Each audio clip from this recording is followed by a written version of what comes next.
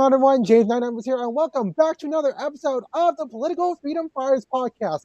Now, last week in the Political Freedom Fighters podcast, I actually interviewed an unaffiliated person by the name of Mike Henry, who is running for U.S. Senate. And this time, I just so happen to have the Libertarian nominee who is running for U.S. Senate in the state of North Carolina. And with that being said, I would like to introduce to all of you Shannon Bray. How are you, sir?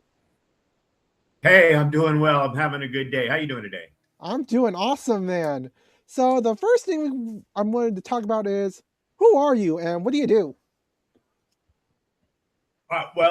Traditionally, I work in the tech industry. I've done everything from work mom and pops to working for Microsoft. I work for the government. I've had a number of jobs throughout about a 30-year career, and now I just kind of really focus on technology and how it intertwines with policy. That's awesome, man. Next up, let's talk about your history. Yeah, what part would you like to know from the beginning, or just on the political side of it? Like, I guess from the beginning, including the political side. Okay. After I graduated from high school a little early and didn't quite fit into the whole college paradigm very well, so I ended up going to the Navy. In '97, I got out and then kind of went self-taught into the IT world. When I was little, I was writing code on a Timex Sinclair 1000, which was has less power than your watch now, or even like an old calculator. But I started coding there, and in like '97, just kind of started my technology career. And I was really kind of happy doing that up until the election of Donald Trump in the 2016 election. I was working for the government, and he kept furloughing because we had the government shutdowns. And it was short and then longer, and then I think the last one was 3 or 4 months. During that time in North Carolina, on the very coastal side, there was a congressman, Walter Jones, who had passed away in the middle of his term. So they had a special election. And even though it was outside my district, I was like, why the hell not?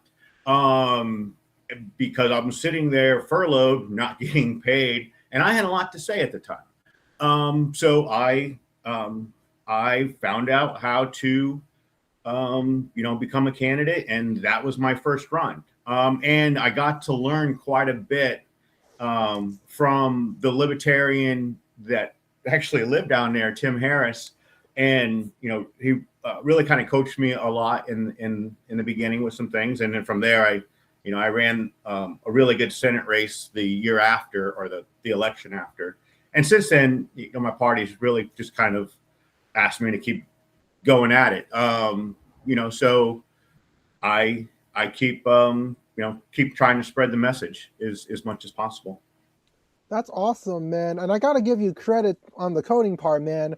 I'm actually working on helping the North Carolina Pirate Party with their coding on their website, and it's hard. So I got to give you credit for that. Yeah, I've been doing it for a long time. I did my own website for better or for worse. I'm my own tech guy, so everything I have to drink my own Kool-Aid a lot of times. Yeah, and you also mentioned that the Libertarian Party keeps asking you to run for U.S. Senate a lot. Why is that?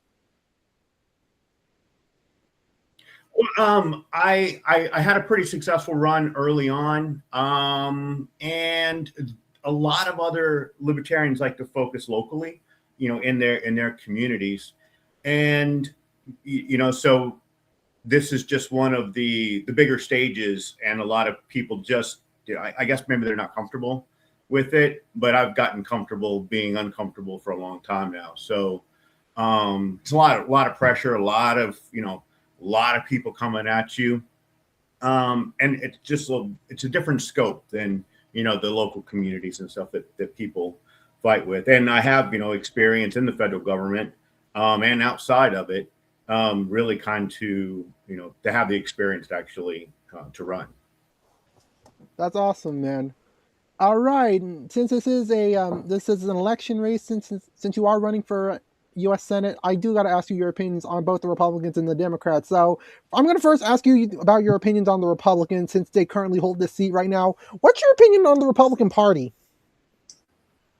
Well, they're both hypocritical. I'm just going to kind of come out and say that because, spending isn't, they always argue about spending until they're in power. And then, the purse strings don't really matter. It really only matters when the Democrats are going off. So there's a lot of things that I can relate to with both parties. With the Republican Party, they're mostly pro-gun. And there's a lot of other tenets that kind of follow suit, but then at the same time the Republicans want to kind of govern people in their bedrooms, right? They want the government to be able to control a woman's body and all of these things, where the Democrats on the other side, they're on the flip side. I personally don't believe that the government has any right to tell you what you can and can't do with your own body. So by that I'm typically pro-choice, but I'm more anti-government than I am. I fight that at the policy level. I think we should have a smaller, less powerful government.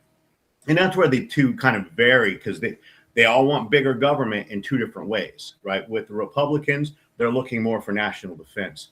And then with the Democrats, they're looking more for a socialist angle with all of the benefits and things. So I don't disagree with the Democrats and some of their programs, but very much like the Green Party, who all are about, benefits.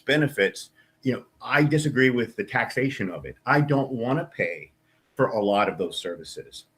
They don't benefit me and my family. And I think taxation, they're just taking our money and giving it to programs. And, I kind of find me, myself, I consider that theft because I didn't give them permission to do so. But both parties, I know they mean well.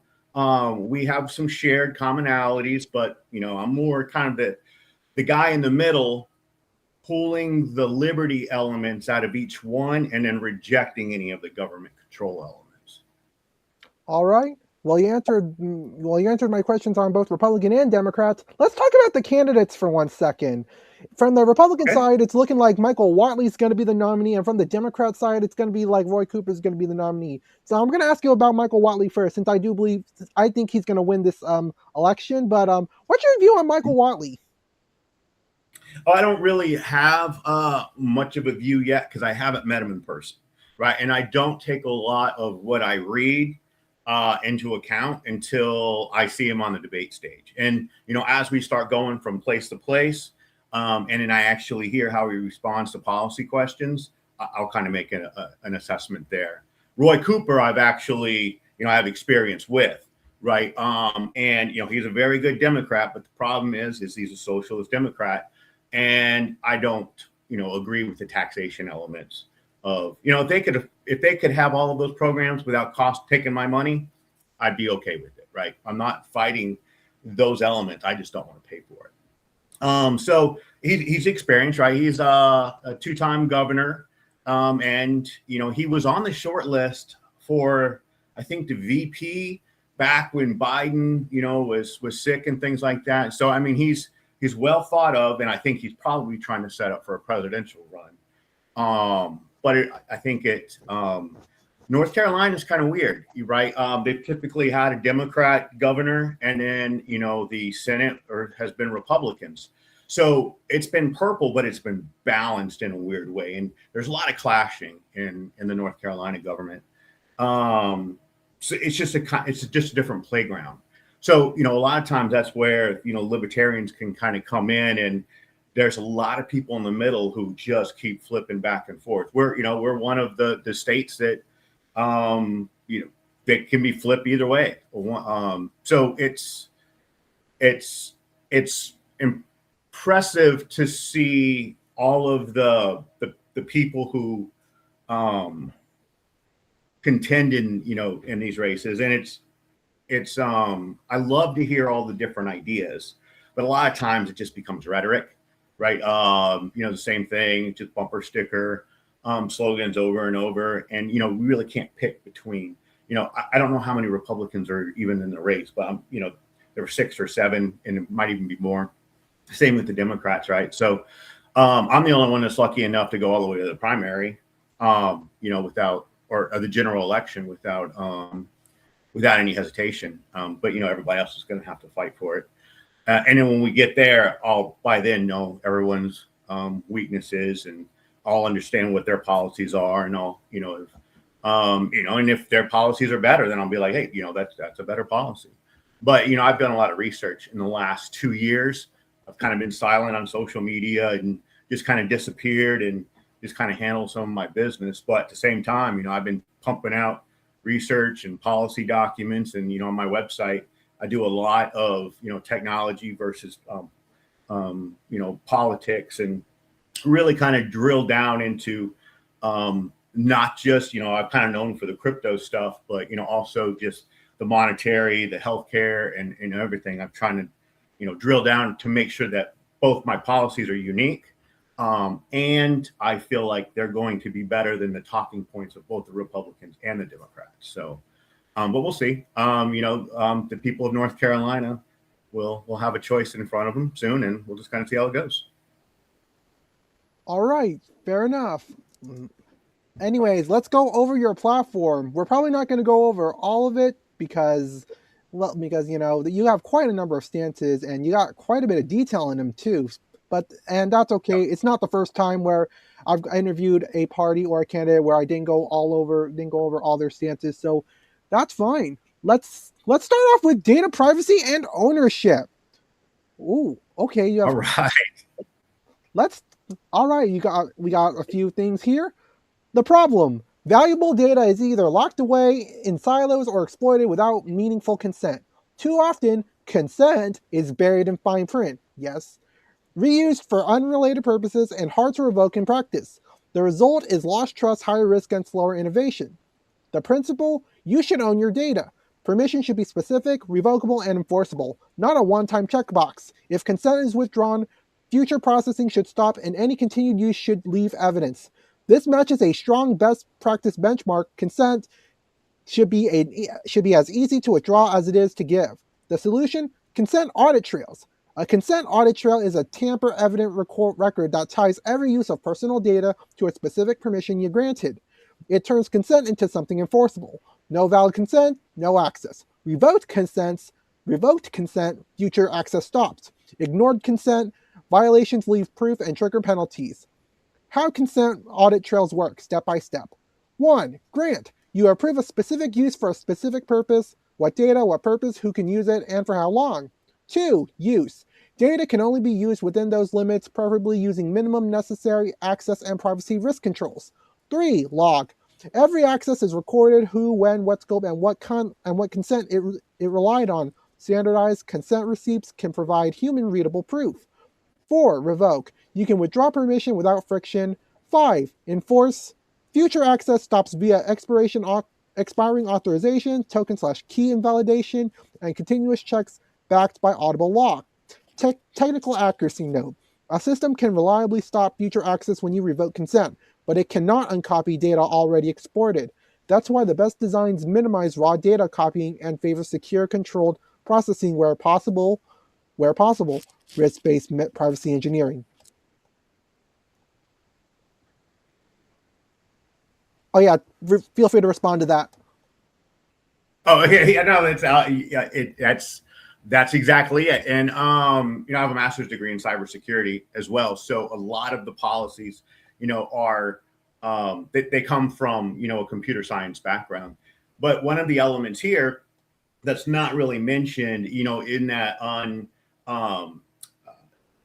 ledger, that's really more of a blockchain thing, to where all of that consent and all of the data, is in a blockchain, and you're able to have it permanently so that it can't be manipulated by other people. But data privacy is huge. In Europe they have their mechanisms, but here in the United States it's just the Wild West, and your data can be sent all over the place, and you have no idea where your data is until you find it on the dark web. That is very, very true. All right, next up is digital assets. What you support. protecting the right to own and use digital assets, opposing intrusive IRS surveillance, encouraging financial technology innovation, clear, fair regulatory frameworks. Financial freedom is an extension of personal liberty in the digital age. Liberty first principles. Shannon Bray approaches this issue with a liberty first mindset, protecting individual rights, limiting centralized power, and trusting people over bureaucracy. Constitutional limits on federal authority, individual rights and due process, decentralization and local decision making, and free markets and voluntary solutions.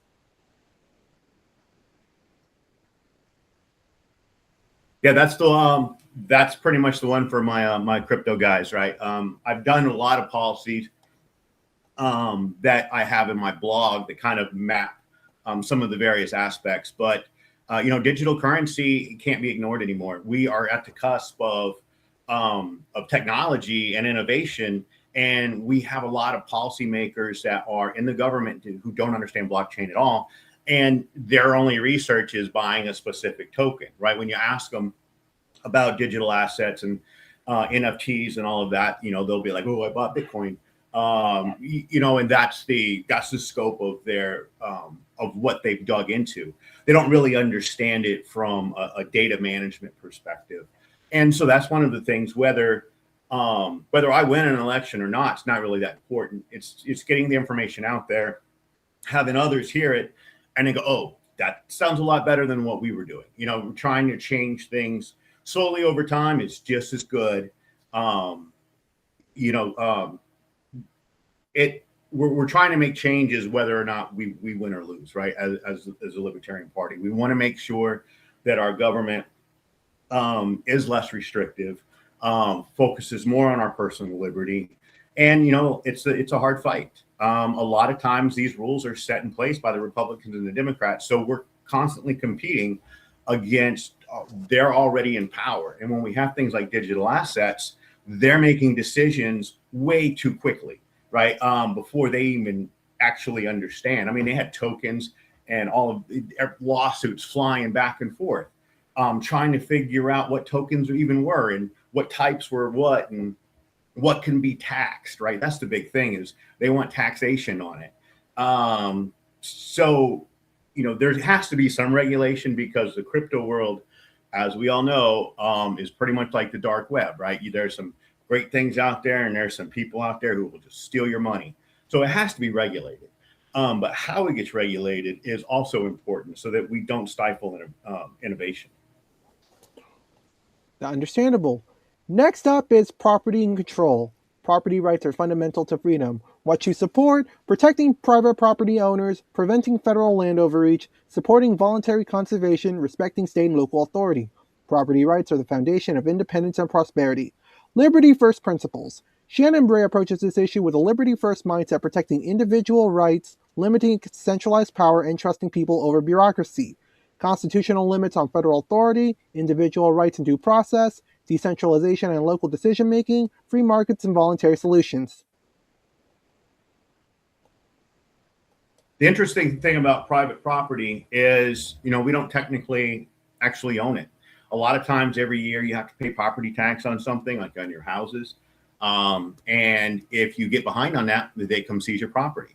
So, private property in many states is an illusion, right? There are some states that don't have property tax, and so they don't necessarily have to worry about that. But the states that do, they're pretty much able to come in and take that property under whatever control they have.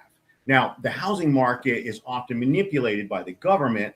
The government will raise the prices on what they feel the properties are worth, but a lot of that is just to trickle up the tax revenue so that they make more money. So a lot of times the government's responsible for artificially blowing up, the real estate market for tax dollars.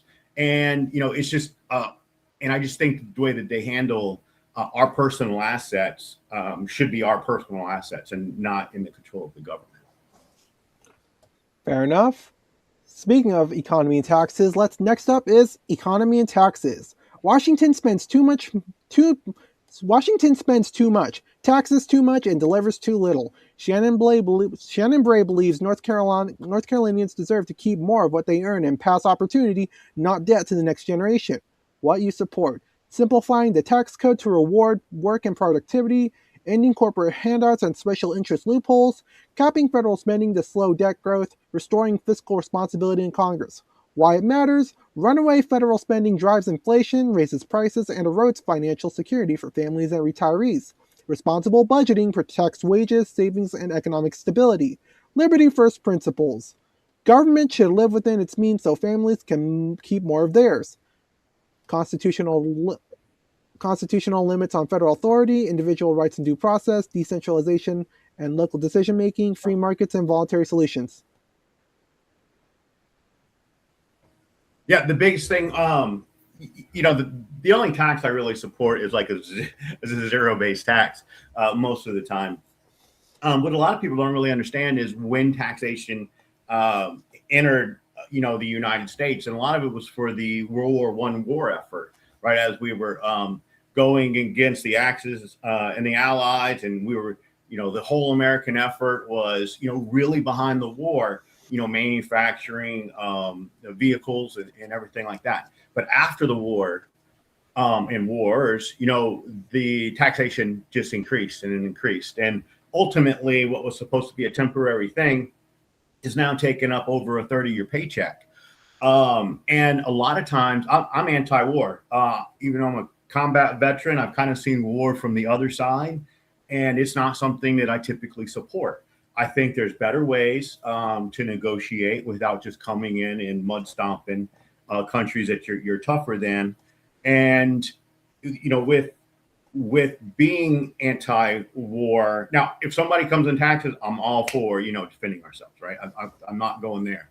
But the aggressiveness and sometimes or the sneakiness that the American government does, with backdooring some of these other governments, a lot of that is hidden outside of what the American people know, or even care about. Some people are just, they're blind to how a lot of that works. But it's, to me, it's just important to have people understand how things actually work, and then have them choose whether or not they want to support those things with their tax dollars. When I was running for governor, the idea that I was really kind of thinking through on the state aspect was kind of an a la carte, like a menu, right? When you go into a restaurant and you pull up that menu and you're like, okay, I want this, and I want this. I think taxes should be the same way, where you're selecting what you're willing to pay for. And if enough people don't pick a particular program, then obviously there's no value and it should be scratched. So, if we have to live in a world of taxation, it should be that where we're opting in or opting out. And I think it's important to be able to opt out of services. There's a lot of people who do not use any of the government services, and yet they're still paying quite a bit for it. So, taxation, simplifying the tax code is equally as important, because the rich already know how to navigate the tax world, right? The poor gets the W-2s. They don't really understand how taxes work and how deductions work. So they're the ones paying more than, a lot of the people who are wealthier. But at the same time, just because you're wealthy doesn't mean you should be, paying for the entire country. Because, you shouldn't be penalized for being successful. So taxes are kind of a weird thing, to where I think our best stage to kind of find an equilibrium is, to first simplify the tax code. And I was kind of hoping that Trump would do that. He was talking about, dismantling the IRS, which is something that I'm in favor of. But at the same time, you can't just leave a void and not have a plan. And a lot of the politicians now are speaking rhetoric, and they don't really have plans. They just pull triggers. So I think it's really kind of important to also have a good plan going in, and be able to adjust in an agile style, as things are kind of rolling out. And that's not really what we do in government. We pull a trigger, and whether it's good or bad, we just keep going. So we kind of have to, we kind of need to run our government a little bit more like, successful software companies, where they're able to work in an agile manner instead of being so far behind budget and dates that they just have to hope that they get everything done for the next election cycle, which is really all people care about is the next election cycle. Fair enough. And I like your concept about using paying when it comes to like taxes. We should like be able to choose which programs to spend on, like it's a menu. Because trust me, I think I would encourage people to stop paying their taxes to the North Carolina State Board of Elections after all the BS that they've put third parties through over the past few years. And unfortunately, they haven't even stopped. And I've even talked to me and Rob and a few members of the other parties have actually been working hard to actually fight against the State Board of Elections on changes in the petitioning process that are actually happening this year, but we've been able to push them back to next year because of all of our hard work and effort. But yeah, we're still in this fight, and I just really would just like the State Board of Elections to be defunded, because its only job is to like basically kick parties off the ballot. They don't care about security. All the stuff they said about the Greens in the Justice for All and We the People, it's all pure lies. What Adam Steele said on that Rules Review Commission meeting on August was a damn lie. It's just grift, just so that his party can contain like more power and all that stuff. And yeah, they don't give a damn. And the Republican response has been freaking very lackluster. Not surprising, but still very lackluster. Yeah, you would think that people who are fighting for the Constitution, right, would be fighting for the voice of the third parties. And a lot of people don't realize how many third parties are actually in North Carolina. And during the last election cycle, we were able to kind of team up, right? And we did debates, and we traveled around the state together, all as third parties kind of supporting each other, even though that our ideas are, very different sometimes. With the Green Party, I love their platform if I didn't have to pay for it. But at the same time, we argue on money versus, the betterment of the people, because they're anti-war. They have a lot of great policies that they're trying to push forward, but at the same time, it's just so expensive. And so where does that money come from? And there's ways to make money, in the government instead of them just kind of taking it. But at the same time, governments never really look for innovation. They kind of use, major companies for that. A lot of our space programs and things like that are all in private industry, and the government just kind of cherry picks things that way instead of, being their own innovation as well. So. All right, next up is foreign policy and defense, peace through strength and accountability. What you support: ending undeclared wars, bringing troops home responsibly, requiring congressional authorization for military action, focusing defense spending on readiness. Liberty at home requires restraint, accountability, and constitutional war powers. Yeah, so this one I feel like I have a unique perspective because I've been both on the war front and then also, in the cybersecurity aspect for the government. So, I know what happens when governments get shut down. The cyber attacks increase, and a lot of the people who get paid for that are furloughed, laid off, and it kind of makes us vulnerable. A lot of our foreign policy issues are a result of American imperialism, on decades before. Like, Reagan is actually responsible for the birth of the Taliban, right? And there's Kennedy in Cuba, right? There's a lot of things that happened with, they didn't foresee that happening, but, giving money to guerrillas and things like that ultimately had them rise to power. They become your enemy, and also, you have the Islamic countries, right, who were coming in and saying, oh, no, you're doing this wrong and you're doing that wrong. And, this was like 50 years ago, and it became offensive, and it's really kind of escalated since then. The interesting thing is if you look at how Muslim women used to dress like back in the 1950s, it was very similar to the Americans. And then, as this tension keeps building and stuff, you just kind of see the ideas or the extremists on both sides and how war just escalates. And a lot of it's just over oil and money, political power. Right. So a lot of times we have our soldiers going to war for things that they don't even understand. So, foreign policy to me is just better. Take care of us, sit back, kind of observe, but also don't try to be America's police, or not America's police, but the police for the entire world, because we suck at that. We're responsible for a lot of the stuff that we're in, and we've got to kind of stop that. Yeah, and especially with Syria, like the United States was very involved in Syria, and we've eventually overthrew Assad, but apparently we are still in Syria because apparently some troops might have died, and like, what are we still doing in Syria? Like, we're making things worse. Yep. Yeah. I mean, traditionally, that's what we do. Outside World War I and II, I don't really think we belonged in anything else, and I don't really think we belonged in those either. That was kind of escalated by our government to kind of work a way in. So when you, it's just fascinating because war generates money, and the country makes money during war efforts, even though that we leave billions of equipment behind, like in Afghanistan. When that got pulled out, and I wanted to get the troops out of Afghanistan, but not like that.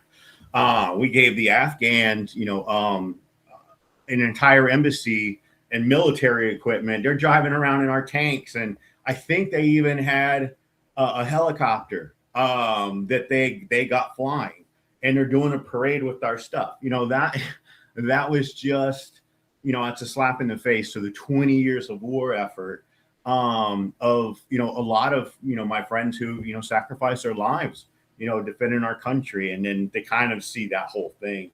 It just kind of made it all feel like it was for nothing. And what did we actually gain in that 20 years besides the loss of a lot of our servicemen? I can't think of anything that we actually got out of that war. Yeah, and there were a lot of Democrats that were basically praising Joe Biden for the withdrawal of Afghanistan, and trust me, I did support the withdrawal of Afghanistan, but the way Biden did it was a complete and utter disaster, to the point to where it was to the point where Biden never recovered in his approval ratings back to where he was. Yeah, a lot of that too is I'm not exactly sure how much of his presidency he was actually there for. Because it's obviously now he was on mental decline, and they were just trying to hide it. So who knows if that was even his real idea or not? But yeah, the whole thing was a disaster. It wasn't well thought of at all. That was one of the overnight triggers, right? They just want to do it just to fill a campaign promise, and a lot of times when they do that, they just suck at it. Yeah. Next up is monetary and inflation. Inflation is a hidden tax that hurts families, retirees, and small businesses. Shannon and Bray believes Americans deserve transparency, accountability, and protection from monetary policies that devalue savings and wages. What you support: greater transparency and oversight of monetary policy, opposition to a government-controlled digital currency, protection of financial privacy, sound money alternatives that preserve purchasing power. Sound money protects workers, retirees, and savers from hidden taxation. Yeah, inflation's the big one, right? Because we have the coronavirus, and whether it was just the digital payments and all of that, or it was some of the other programs and the creation of the vaccines or whatnot, we're spending a lot of money. And Trump spent a lot of money, and then Biden spent a lot of money, and then Trump spent a lot of money too. So we're ended up, in trillions in debt. But we're not benefiting from a lot of that. We have to worry about China owns half, the money that we borrow for these programs come from other countries. And it weakens our effort. We cannot be sitting here owing these countries money, because of poor decisions that we're making. So inflation all happens because we're overprinting, right? So the stimulus checks, right? They start running those printing presses, and they're just printing. And when you print more money than you actually have on hand, then that causes inflation. And how they fight that is by raising all the rates on everything, and then take that basically as a hidden tax on the poor. So then the poor is paying more, right? You're paying more for the milk. You're paying more for the eggs. The rich people don't feel that at all. because it's a small percentage. But when you're living paycheck to paycheck, that's a big deal. And a lot of it is just politicians making poor decisions and not um, not actually thinking about where these dollars are coming from. So that's tax. It all kind of goes in together with taxes and sorry, I lost my thought there, but inflation. It's all kind of just tied hand in hand to just bad policy, and a lot of it is bad policy from like a decade ago. A lot of time it takes a little while for these to affect us. So it's not necessarily Trump's fault right now, but he contributed to it when he was there before. Biden contributed to it. And they're trying to start, adjusting the rates with the Fed, but the Fed is another thing that I would like to see reorganized down to nothing. Because they're not necessarily in the best interest of the people; they're in the best interest of the banks, right? And that's a big difference. All right. Next up is privacy and civil liberties. Your rights don't disappear because technology advances. Shannon Bray is committed to defending civil liberties and restoring constitutional protections against warrantless surveillance and federal overreach. Would I support ending mass surveillance without probable cause, restoring Fourth Amendment protections, defending free speech online and offline, and preventing federal intrusion into personal finances? Yeah, that one. That's just the government oversight. We first got to learn about some of the NSA programs, with Snowden, back in 2013, and that was a big deal because at the time I was working for the government, and we weren't even supposed to be able to look at the list of stuff that had happened without almost losing our clearances. So they were trying to shield a lot of that from the actual government workers as well.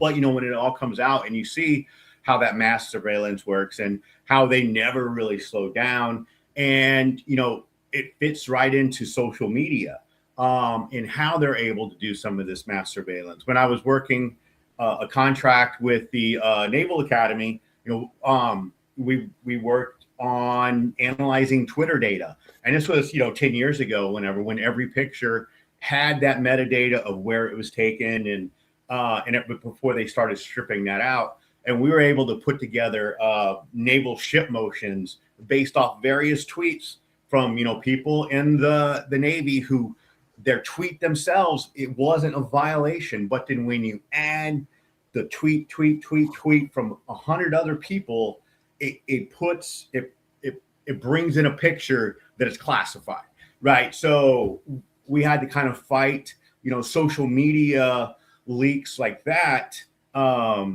So it's how we treat our digital information is critical. At the same time, it was a good move from the social media companies to start stripping out some of that metadata. Because ultimately, it tells people more than they should know. It tells the bad people more than they should know about, good people or children or, things like that. Because of all the data that's in, the iPhone, great camera. You take a picture there, it breaks down everything, shutter speeds and location. And depending on where that picture goes, if it gets posted online, sometimes that information is, stored online where everybody has access to it. It's kind of hidden now, but, back, few years back, it was the Wild West on data. So that's kind of ties back to the being able to control your data. What happens when you have stuff is out that that you don't approve. Being able to control your own information all kind of ties back to, the civil liberties of, the entire platform. Yeah, and speaking about censorship and government surveillance, earlier this year, both the United Kingdom and Australia passed some social media bans to block access for people that are like under a certain age. And I believe for both of these countries, they only applied the ban to like certain apps and not even like apps in general, because one of the biggest outcries out there that has been going on with the Australian ban is, although it bans certain apps for teenagers like YouTube and some other stuff, it doesn't ban Roblox and Discord. Roblox, by the way, which is undergoing a massive investigation by the United States government in relations to pedophiles, and Discord is also considered to be a big safe spot for quote unquote minor attracted people, which we're just going to call pedophiles, for them to just do their thing. It's freaking ridiculous. I didn't know about Roblox. I'm gonna have to go check that out. My youngest, has spent quite a bit of time in that game because I had to buy the Robux, right? That goes with it. So I'm definitely going to look into that to see, how that came about, and probably have a conversation with her, because a lot of times they're blind to it as well. But yeah, I didn't realize that about Roblox.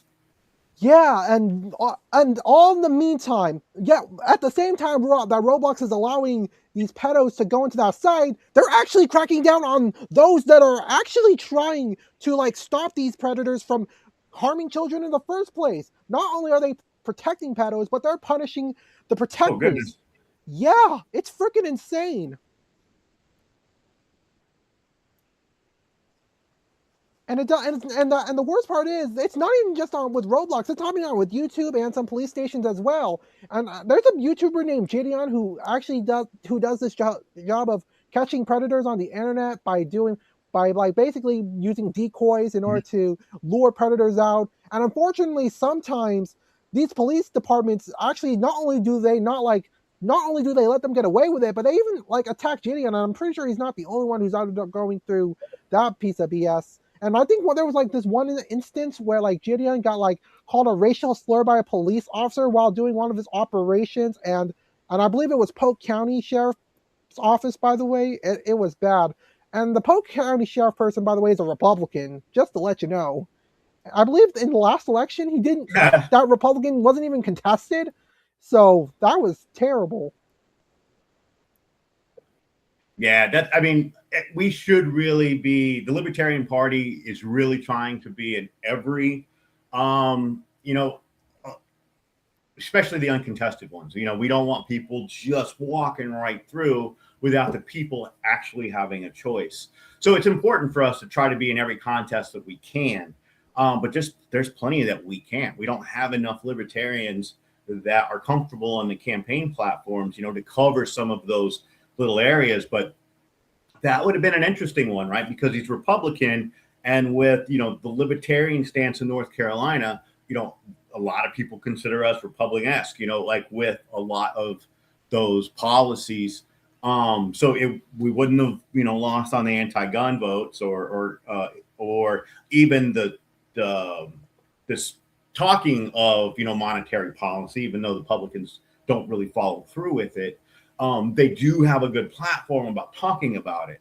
So it would have been kind of interesting to see a libertarian and a Republican debate on the typical Republican platform, because there's not much differentiation between where they come out every year, right? You just kind of know what they're already going to say before they say it. It's just redundant over and over, unless something happens, and then they have one side picks one way, right, and the other side picks another way, just so that they can have a dividing line between the parties. We see that all the time with just they go extreme, this versus that, and it doesn't really matter what it is. All right, next up is criminal justice reform. Justice should be fair, proportional, and constitutional. Shannon Bray supports reforms that protect public safety while respecting due process and individual rights. What you support: ending civil asset forfeiture without conviction, reducing mandatory minimums for nonviolent offenses, returning appropriate authority to states, and emphasizing rehabilitation and accountability. Justice must protect rights, demand accountability, and respect due process. Why it matters: a justice system that respects rights builds trusts and strengthens communities. This was near and dear to my heart, because of the allegations that my ex-wife had right, that ultimately expelled me from my home. They took my home, they took my assets, they took everything. Even though I was found not guilty later, by that time, everything had been done, right? So now I'm in the process of suing both my ex-spouse and the government, because of this particular thing. It automatically, they went and took my assets without even a guilty conviction, right? There was even no evidence. They're the whole thing. There's never been any evidence presented. It's all just been, her claim, because of the situation she was in and she got caught, right? She kind of pulled the whole domestic violence thing, and it destroyed, my last couple of years. But the important thing is now to try to get the policies fixed so that this really can't happen to, other people who are in the same boat. Because malicious people are all over the place. It doesn't matter if they're male or female, right? It's really easy to get other people in trouble without any proof with some of the ways our laws are written. So that's extremely important that our criminal justice system gets reformed, because it's not just situations like this, right? We have situations across the board where there's constantly, innocent people who are being thrown in jail for a long time, and they find out decades later that they were actually innocent. Our system is flawed. And if you don't have the money to fight, you lose, right? You can't go through a 2-year legal battle like I've gone through and survive it if you're living paycheck to paycheck, right? Because then you don't have nobody to come defend you. And while you can get a public defender, they're crap. They don't actually care about your well-being. They are just trying to do the minimum they can to get that check from the state and move on. And if you're under a lot of pressure and you've got all this stuff coming, they don't care, right? It's about that, they're there for that one thing. So, I kind of found the whole lawyer system, there's very few lawyers like you see on TV, right? The ones that are, the right fighters, and, you watch Suits and how elegant they speak, in the courtrooms. Most of the lawyers I see, they don't even understand law half the times, right? And they're sitting there bickering back and forth on various things that should be quite clear from the Constitution. So, our system is completely flawed, and I don't really know how to fix it outside of, starting with personal liberty and kind of working our way out, because it just abuses people. Indeed. All right, next up is jobs, innovation, and technology. America should lead the future, not regulate it away. What you support? Supporting entrepreneurship and startups, reducing barriers for small businesses, encouraging domestic technology development, promoting economic freedom and job growth. Families and communities, not Washington, know what education works best. Innovation thrives when government steps back and lets builders build. Now, this is where this is one of the Republican-esque kind of elements that I like, but I'm a little bit different on the school choice, right? But I do believe that parents should be able to dictate where their children are learning, what they're learning, because it's ultimately the parents' responsibility on how that child grows up, right? It's not on the teachers. The teachers spend very small amounts of time, and they shouldn't be trying to, inject any of their own personal feelings and stuff on anything to these children. They're there to teach a subject. And to me, it should kind of, if you have teachers that are kind of going outside that, it should be up to the parent to say yes or no, whether or not their children are being exposed to various things. I was lucky. I didn't really have, my kids in Wake County really didn't have a lot of issues with, a lot of their teachers were great. But, I hear horror stories, and to the point where I didn't even believe them until I see it on like TV or like a movie edited or a commercial edited for from the news or whatever, the bit, and then you're like, oh goodness, how is that okay? And it's not just our education. a lot of our things, or with our roads and things like that, should be local and, kind of work their way out versus, coming from a government who has already proven not to be efficient at anything. I mean, I can't list one thing the government's good at.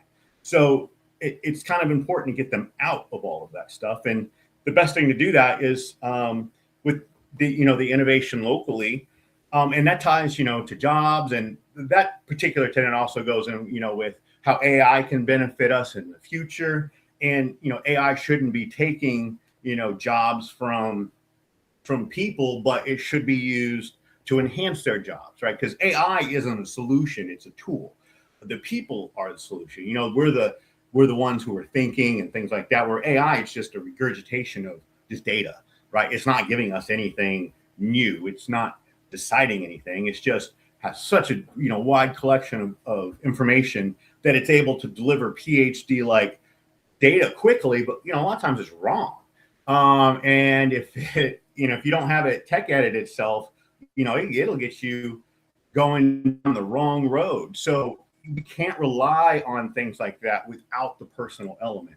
You have to have a person involved to say, hey, wait, this is weird. This isn't right. Or hey, this is amazing, and champion. But technology will never be as magnificent as the human brain. So, we should always have people involved. But it should be used as a tool to elevate, help them be more productive, and, maybe do more, but not get rid of them based off of, whether or not a machine can do their job. Fair enough. Next is healthcare. Healthcare decisions should be made by patients and doctors, not Washington. What do you support? Repealing top-down federal healthcare mandates, expanding health savings accounts, supporting state-led healthcare solutions, increasing price transparency. Healthcare decisions belong to patients and doctors, not federal agencies. Why it matters. Patient-centered care improves outcomes and lowers costs. The biggest thing in healthcare is the lack of competition, right? Because you don't have competition, you have to pay whatever the price they say. And a lot of times you don't even know what you're paying for before you get it. You get sticker shock, after the fact. When you have a surgery or things like that, people end up in medical debt way for the end of their lives. And if we had more competition in the medical world, we would have people would be able to make better choices, and then we'd be able to kind of manage the prices of all the medicine and things like that just go. The whole thing is just a scam from the bottom up. You have insurance, and the medical world has to bill enough to be able to pay their insurance. They have to pay their insurance because they get sued for everything, and because of all of that, it just is a big cycle. Everything gets more expensive, and all the government's doing now is just throwing more money at it, right? We're like, oh, we'll fix it with more money. Well, that's tax dollars money, and we're not fixing the problem. We're just wasting more money. So it's time to change how healthcare works and make it more competitive across the board. Fair enough. And you mentioned that you want to expand health savings accounts. Tell us what a health savings account is for those of us that don't know. Well, the nice thing about, health savings accounts give you an opportunity to put money away that's not taxable. So you put it away before, and because it's not taxable, you get to keep more of your paycheck, especially if you have, kids they're always getting sick, right? Or if you're getting older, you might be going back and forth to the hospitals or your clinics. If you have the health savings account, you're able to pay for that with more bang for your buck because a third of it hasn't been taken from the government. So it does give you a way to kind of, get off the taxation burden and still kind of cover some of your medical expenses. That's awesome. How does someone set up a health savings account? Well, you can a lot of times when you go with your employer, you'll have some options on your insurances and things like that, and that's where you can set those up. But if you're self-employed, you can also, get on various, programs where I don't really know who off the top of my head, but some of the brokerages and whatnot offer benefits that companies can kind of get on to provide that for their employees. That is awesome. All right, next up is election integrity and technology. Secure elections and voter confidence go hand in hand. What you support: modernizing election systems responsibly, auditable, secure voting processes, protecting access without disenfranchisement, applying cybersecurity best practices. Trust in elections come from transparency, security, and decentralization. Why it matters: trust in elections is essential to democracy. We see this almost every election nowadays, right? Trump kind of mastered it on the last one, where the results of the election were fraudulent, right? And he's trying to say because of this or because of that, and he didn't win one of his court cases, and there's been no proof. I mean, there's been some places where votes and stuff were fraudulent, but not across the country enough to change the election. But in every county, or they're responsible for their own election types, right? They have different election systems. They're not all interchangeable. From state to state, they all have different election systems.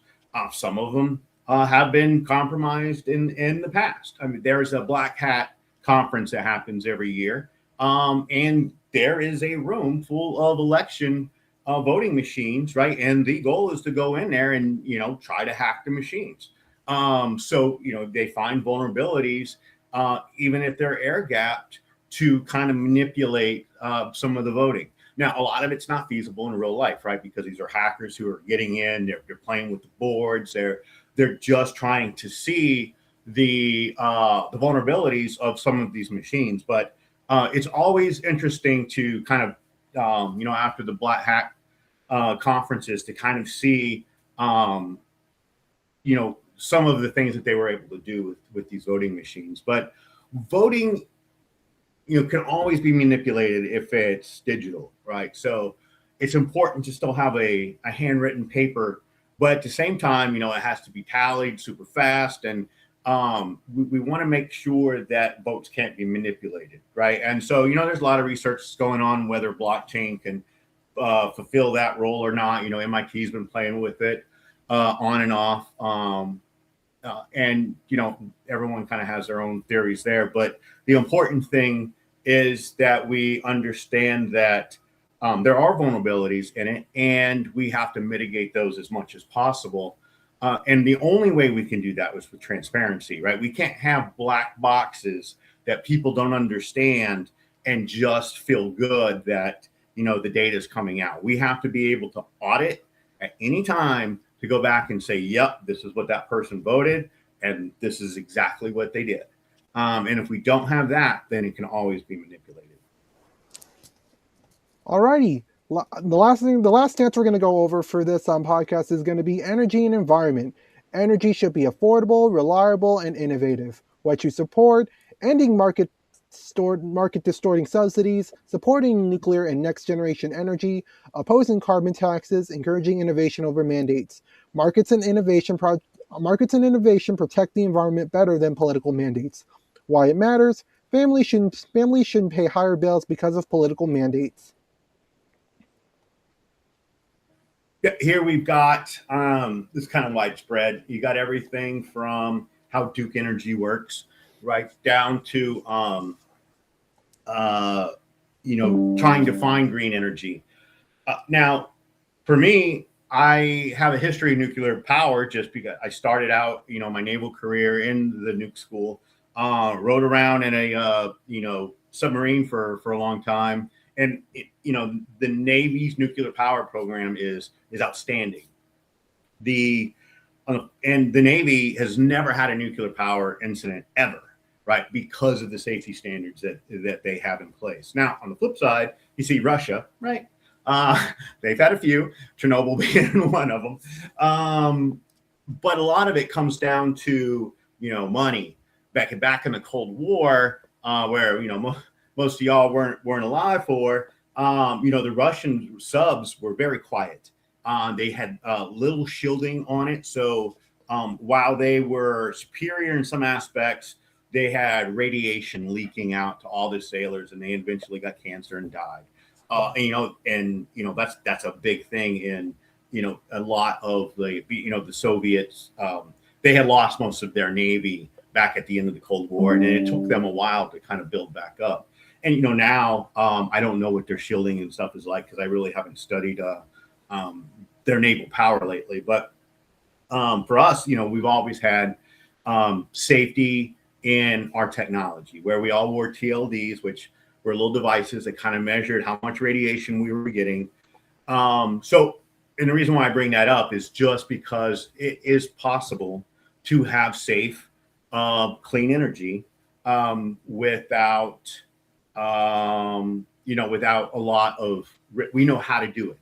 Now, on the flip side, you have people who are all for green energy, which I'm not opposed to, but when you have like the windmills, right?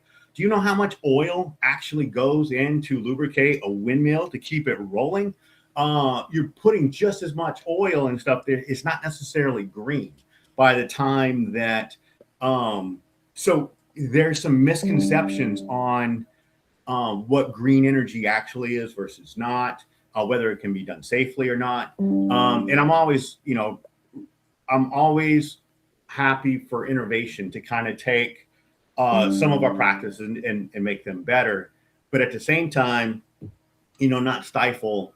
I'm not a big fan of drilling. I don't think, that we should just be extracting all the oil from the core because, I do believe that kind of affects our planet quite a bit. It definitely affects our land, where as you pull a lot of those resources out, it just kind of messes up the integrity of the land.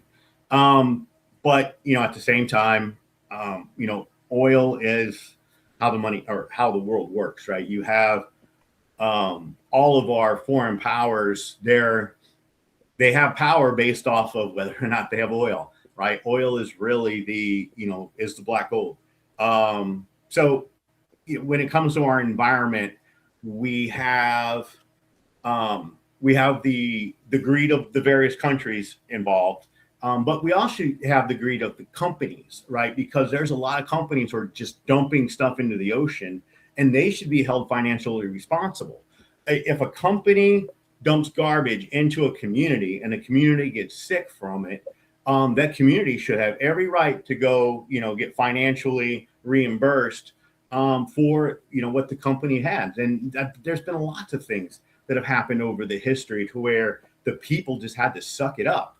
And I think that because some of these programs were in special government programs and they couldn't be attacked, right? So you get that they have this immunity that people can't get into, and so they're never really held accountable. So I think that's another thing when it comes to the environment, that the public should be able to defend themselves from mass pollution, from the lack of innovation. Alrighty. Now, how's the campaign doing right now? Sorry, what's that question? How is the campaign doing right now? It's going pretty good. I've just really officially launched. I was doing a lot of work on the background. I wrote a book. So a lot of the things that are on the website are in more detail. In a book that I had like hit Amazon last week or like Christmas Day.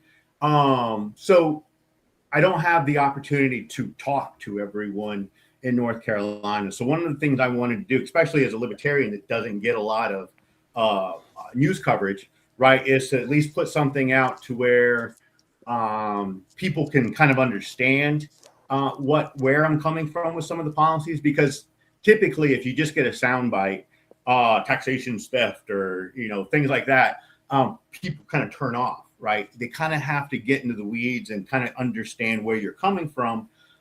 So one of the things that I wanted to focus on this election was A, get the book out, and then B, make sure the website just wasn't, just a couple bullet points. I try to go in detail on just about everything that can happen, and then people will know what my stance is, and you won't be guessing.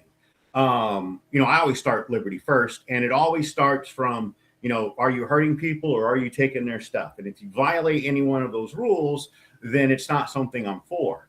And I just kind of carry that through all of these policies, and they're all kind of written with Liberty first, take care of the individual, and then, we can kind of take care of the government themselves. So the campaign's going pretty good. I'm starting to, book some visits here and there. I got to go to Gastonia in like a week or two, and Charlotte after that. So as it gets closer to March, we'll be jazzing up, and then it'll kind of die off a little bit, and then it'll start spinning up for the general. So I'm looking forward to it. I'm definitely looking forward to meeting the candidates and swapping ideas with the ones who actually show up. There's a lot of candidates in the past who just kind of brush off these kind of events and stuff. Mark Robinson was notorious for not being involved in anything,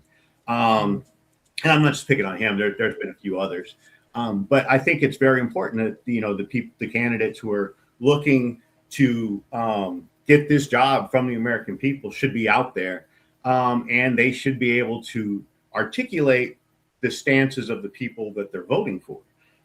So I wanted to be as clear as possible, and try to show people that I'm serious. Right? It's not just they're just not campaign slogans. This is we actually put thought behind it, and really kind of try to understand the problems at hand, and then try to come with the Liberty First solution to make them a reality. Because there's nothing on my platform that's pie in the sky, right? It's not like normal.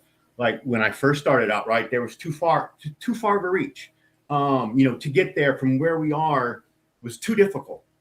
So it took some time really to kind of get an understanding of what some of the issues are, and then attack them from the way we did. And I did a lot of research, and I've kind of highlighted where I found the information, just so that if anybody wants to argue or debate, I'm ready. Right? We can go point by point, and if their way's better, then I'll be like, hey, that's great. I wish I would have thought of it.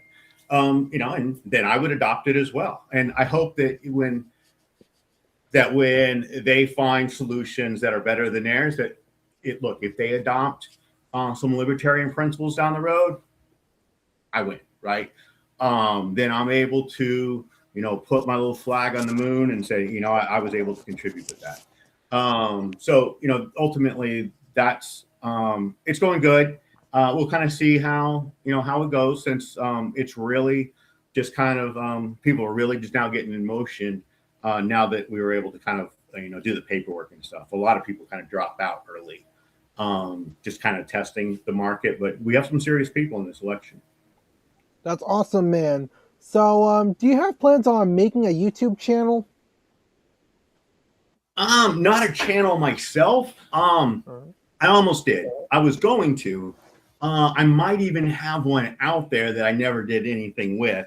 But it's, for me, it's easier to work with YouTubers and just kind of share my ideas through their voices versus trying to build an audience at the same time while I'm trying to follow policy and technology and blockchain, and it's just so much to do, right? And then being a successful YouTuber, right, that's a lot of work. You're doing editing and you're doing all this stuff in the background, and I can't do that and my job at the same time. So I leave that to y'all experts. And I just appreciate you having me out to kind of share my thoughts and my vision. No problem, man. I guess the last question I gotta ask you is there anything you want? Is there anything else you want to talk about? No, you've been excellent, right? We covered most of the major chopping blocks that I would like people at least to take a look at. So really, the only thing I could ask is people would have take a chance to go look at the platform themselves, shannonbray.us. If you want to support the campaign, you can buy a book, because the proceeds from the book are just going straight into the campaign. It's not it's not a way to try to make a lot of money. It's just kind of a way to get our message out, and also kind of support a libertarian campaign, which, you know, doesn't bring in hundreds of thousands of dollars. You know, we're lucky if we, you know, we make $10,000 in a particular election cycle. So it's just our way of trying to find new avenues to people's living rooms, right? Because the news cycle is completely dominated by Republicans and Democrats. We have to get a little creative. So this year I'm playing with AI a little bit, trying to do some commercials and stuff. Catch me on Instagram. You might see some corny ones out there. But a lot of it's just kind of fun. I'm just really trying to get the libertarian message out and see, you know, how it resonates, because it would be great to have 5 or 10% of the vote and really kind of show that, you know, people are opposed to the duopoly of, you know, the Republicans and the Democrats, and that there are better ways. That's awesome, man. With that being said, that's going to be it for this episode of the Political Freedom Fighters podcast. If you all have enjoyed this video, please hit the like button down below. Hit the share button if you're new to the channel. And definitely subscribe if you're new, and hit the notification bell just so that way you can be notified of any new videos that come from this podcast. And all social media links for Shannon Bray will be in the description below, and including his book as well, in case y'all want to check it out for yourselves. And yeah, with that being said, that's going to be it for this video. I hope you all enjoy, and I'll see you all later.